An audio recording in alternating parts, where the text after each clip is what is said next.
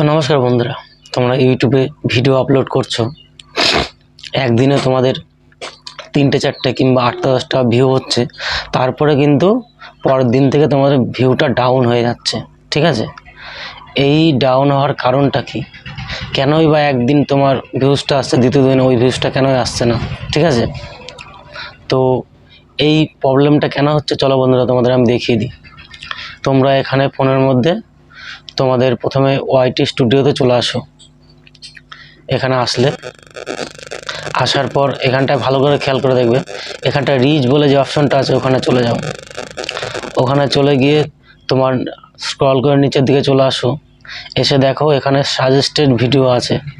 তার মানে এটাই বোঝাতে চাইছে তোমার যে ভিডিও, যেই ক্যাটাগরি ভিডিও করেছো, এই সমস্ত ভিডিওগুলো তোমাকে সাজেস্ট করেছে। তার মানে এই ভিডিওটা দেখার পর তারপর তোমার ভিডিওটা এসছে, তখন তারা দেখেছে। তো তোমার কি করণীয়?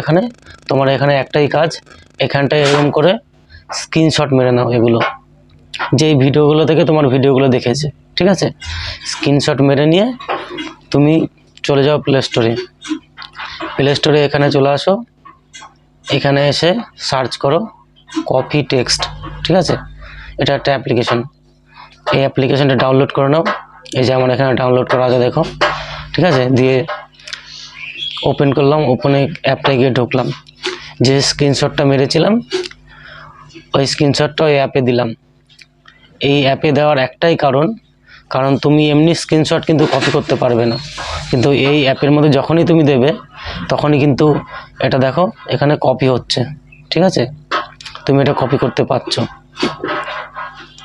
তো এখান থেকে কপি করে নিলাম। এইবার আমাদের কি করণীয়? এইবার করণীয় হলো, এই যে তোমার ভিডিওগুলো, যে তোমার ভিডিও যে, তো এখন কি করণীয়? এখন করণীয় হলো এই যে তুমি এটা এই অ্যাপে নিয়ে গিয়ে করলে। ঠিক আছে, তো এগুলো যতগুলো তুমি কপি করেছো এখান থেকে, এগুলো গিয়ে তোমার ডাইরেক্ট তোমার ভিডিওতে চলে যাও। ভিডিওতে গিয়ে তোমার যে ট্যাগ অপশন আছে, ট্যাগে বসিয়ে দাও, প্লাস তোমার ডেসক্রিপশনে সবগুলো দিয়ে দাও।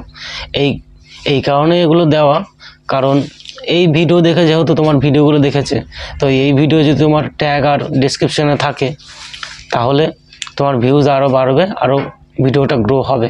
ঠিক আছে, তো এটা করে দেখো, কাজ হবে। তো বন্ধুরা, আজকের মতো এইটুকুই।